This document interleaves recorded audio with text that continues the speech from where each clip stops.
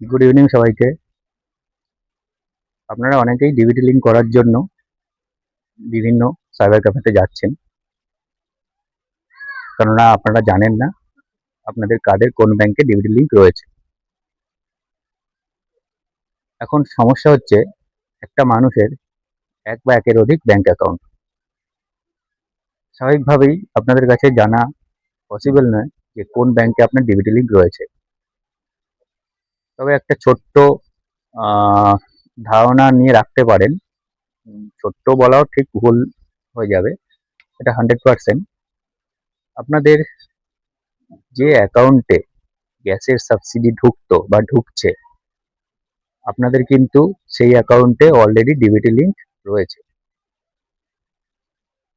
এবার যেটা বলতে যাচ্ছিলাম আর কি, আপনারা সাইবার ক্যাফেতে ডিবিটি লিঙ্ক করাতে যাচ্ছেন, আপনারা হয়তো জানেন না আছে কি নয়।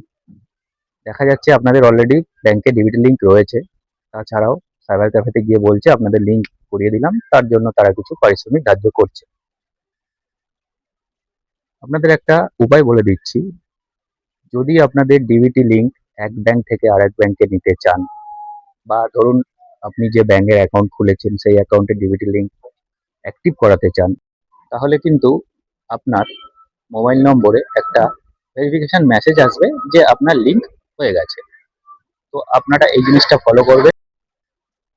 এই ভিডিওটা বানানোর উদ্দেশ্য একটাই, আজকে আমার 2-3 জন ক্লায়েন্ট তাদের ডিবিটি লিঙ্ক বা আধার সিডিং করিয়ে এসছেন সাইবার ক্যাফে থেকে, এবং সেখানে টাকা দিয়ে এসছেন।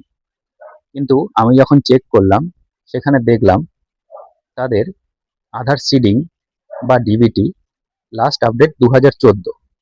তাহলে অলরেডি তাদের 2014তে ডিবিটি লিঙ্ক বা আধার সিডিং অ্যাক্টিভ করানোই রয়েছে।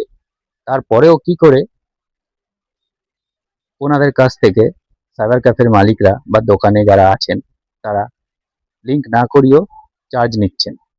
সেই উদ্দেশ্যেই আজকের এই ভিডিওটা বানানো, যে যদি লিঙ্ক করানো না থাকে তাহলে অবশ্যই আপনার ফোনে কিন্তু লিঙ্ক করানোর পর মেসেজ আসবে, সেটা একবার চেক করে নেবেন।